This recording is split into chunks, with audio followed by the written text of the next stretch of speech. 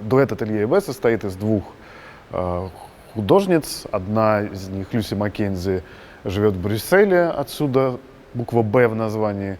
Другая, Бека Липском, живет в Эдинбурге, в Шотландии, и отсюда буква «Э» в названии этого дуэта. Они давно вместе работают. Раньше они занимались созданием таких капсульных коллекций, которые продавали исключительно в музеях и на своих выставках. А теперь, где-то года 3 назад, решили, так сказать, ускориться и сделать супер грандиозный проект про историю моды в целом. Причем историю моды не в разрезе перечисления известных модельеров, а в аспекте понимания того, что такое ритейл модный, как мода показывается и где, в первую очередь, это большой вопрос, и откуда вообще взялось наше представление о том, как должна выглядеть модная витрина, витрина модного магазина и какие-то такие вот вещи, которые определяют степень нашей вовлеченности в модный процесс, как обычных прохожих, обычных горожан, ну и любителей моды тоже. И вот эта выставка, собранная ими из огромного количества самых разных архивов, она побывала уже в Лондоне, это был первый ее показ в галерее Серпентайна, побывала в Париже, на площадке Лафайет Антисипасьон, такая площадка, связанная с известным парижским универмагом галереи Лафайет, да что я говорю, известным, наверное, самым известным парижским универмагом. И в Москве ее третья и последняя остановка. Для этой выставки, помимо того, что они уже собрали и как это систематизировали, они сделали несколько объектов, связанных с русским контекстом, советским контекстом в первую очередь. Мы о них поговорим чуть позже. А так выставка начинается, центрируется вокруг, даже не центрируется, а по спирали раскручивается, начиная с совершенно прекрасного объекта. Это манекен, сделанный немецким скульптором-авангардистом Рудольфом Беллингом в 1921 году. Футуристическое произведение манекенного искусства. И оно для специалистов и для просто зрителей кажется действительно скорее скульптурой, нежели чем-то, что для одежды предназначалось. Тем не менее, это действительно одежный манекен, очень классная такая работа. Когда-то, в 20-е годы прошлого века, о манекенах можно было думать как о скульптурах, и все это существовало в таком вот постоянном энергетическом взаимообмене идеологии. Об этом мы поговорим чуть позже, когда дойдем до секции про всемирные выставки. Говоря о русском контексте этой выставки, можно упомянуть несколько вещей. Особенно приятное для нас — это вот эта вот картина Татьяны Назаренко, замечательная вещь 1984 года, как раз про прохожих и витрину. Да? Здесь вот такие вот работящие служащие женщины и идеализированные манекены противопоставляются.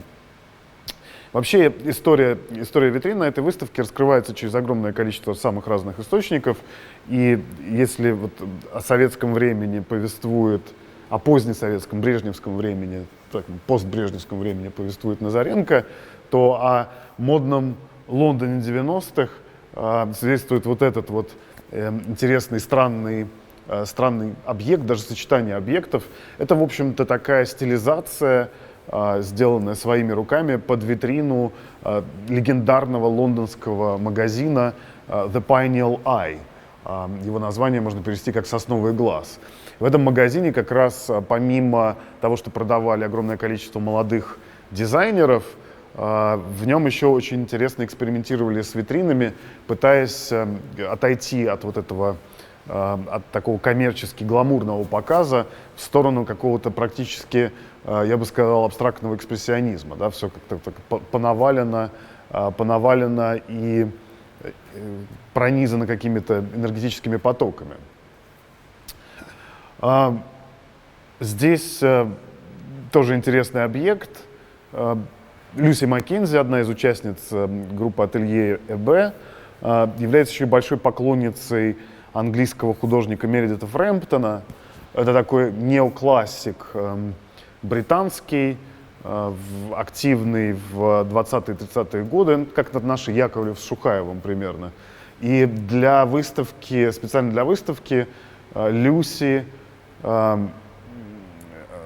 скопировала, сделала свою авторскую копию повторения его знаменитого полотна «Пробы и ошибки». Это полотно как раз связано с витринностью, связано с портновским делом. Видите, здесь ножницы и ленты, и голова манекена, и вообще с каким-то таким показом, поэтически, коммерческим показом тоже эта вещь вполне себе сочетается. Главный объект, сделанный специально для московской выставки, перед вами. Это такая скульптурная инсталляция, где часть, вот это вот вырезы, вот эти вот фигуры написаны Люси Маккензи, а ткани сделаны Беккой Липском. Это совместная работа, и она повторяет очень похожий девайс, существовавший в ГУМе 50-х годов, который можно увидеть вот в этом документальном фильме, старом документальном фильме, который мы показываем рядом. И это, собственно, это приспособление удивительное. Оно существует для того, чтобы люди, выбирая ткани для своих платьев, понимали, как они вообще соответствуют силуэту, да, определенному силуэту. И вот таким образом это использовалось, эта установка использовалась в ГУМе. У нас она, естественно, играет чрезвычайно декоративную роль. Вообще для советской моды был характерен тот факт, что она всегда была в таком дефицитном, не полудефицитном, а полностью дефицитном режиме существовала, потому что с легкой промышленностью было не очень все хорошо, и поэтому приходилось тем, кто хотел как бы быть модным, закупаться тканями и идти в разнообразные ателье. И там уже реализовывать какие-то свои идеи по поводу того, как это все может выглядеть. Но этот дефицит, он существовал не только в Советской России. После войны, Второй мировой войны, большинство стран мира, особенно стран-участниц Второй мировой войны, находились в той же ситуации, когда никакого общего потребления, строго говоря, у них, наверное, и не было. Да? И об этом как раз повествуют вот эти фотографии, такие скромные, на первый взгляд. Это выставка «Британия может это сделать» 1946 года, сразу после войны. Это выставка, которая должна была вот боевой дух и психологическую какую-то здоровье англичан повысить, показав все то разнообразие вещей и модных предметов, которые способна предоставить простому британцу английская промышленность. Но на самом деле почти все, что показывалось на этой выставке, и одежда, и какие-то другие товары массового потребления, были всего лишь прототипами, и купить их нельзя было. И поэтому выставка получила такое двойное название. Официальная «Британия может это сделать» и неофициальная «Британия не может это купить». Это вот самая важная с концептуальной точки зрения часть выставки.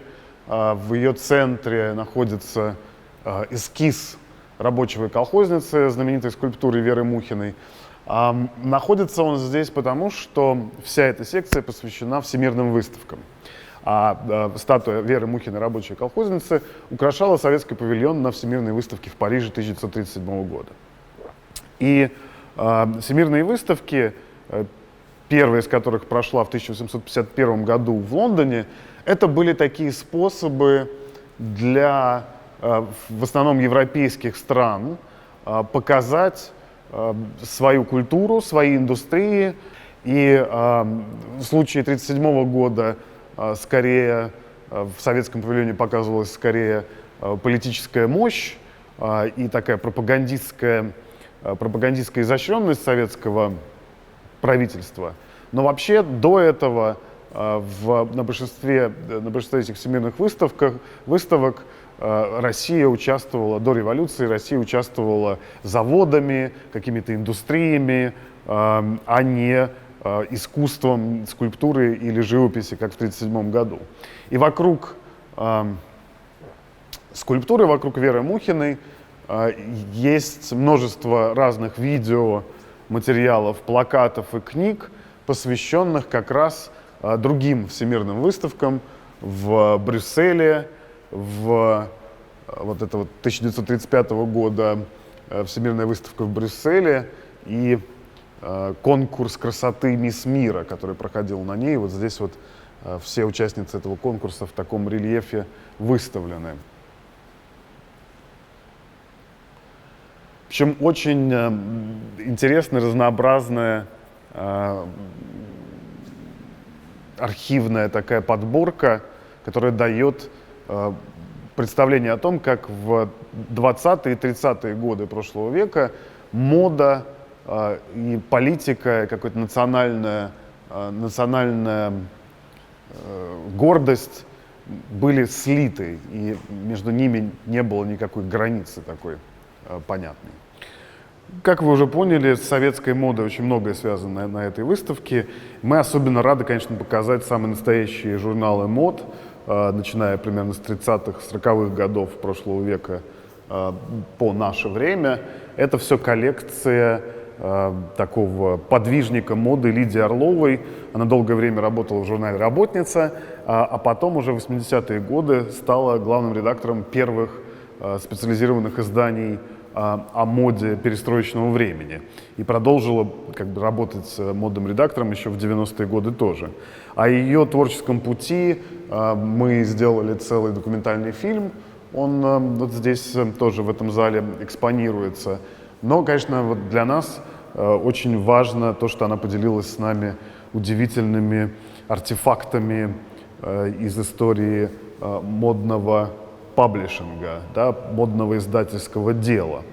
А вот за витринами с ее коллекции располагаются тоже интереснейшие объекты, и они связаны с еще одной темой выставки, а именно, мы уже говорили о том, как на всемирной выставке коммерческий интерес и такой национальная гордость были в таком состоянии неразличимости, сливались до состояния неразличимости.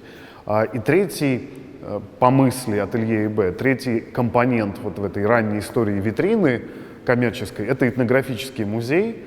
Этнографические музеи появились в Европе и в России после того, как Европа и Россия осознали себя великими империями и обросли большим количеством колоний. И этнографический музей в такой ситуации, он должен был быть такой витриной, такой выставкой для коренных жителей страны, выставкой сокровищ, которые метрополия получает из колонии. И в русском и советском контексте это был Российский этнографический музей, в, там, допустим, бельгийском контексте это был музей Тервюрен, музей Центральной Африки, который был построен в конце XIX века. И для того, чтобы подчеркнуть эту связь витринности этнографического музея и витрины коммерческого магазина, ателье ИБ решили показать в экспозиции два манекена из Российского этнографического музея в Санкт-Петербурге. Они показаны как есть, до реставрации. Они уйдут на реставрацию после нашей выставки. И просто здесь можно тоже посмотреть, как манекены, мы видели самые разные манекены, от очень авангардных до таких условных на картине Татьяны Назаренко, допустим, как манекены, отличаясь друг от друга какой-то своей функцией, в сущности остаются одними и теми же такими девайсами, приспособлениями для того, чтобы рекламировать и демонстрировать какую-то культуру и какую-то одежду, характерную для этой культуры. Здесь они, конечно, даны без, собственно, этнографического компонента, да, без красивых одеяний и без каких-то этнических тканей, в которые они должны быть, по идее, завернуты. На этом я заканчиваю свою небольшую экскурсию. Здесь много-много всего, и можно рассказывать часами обо всех этих объектах, но, надеюсь, скоро можно будет посмотреть их в реальности. Спасибо.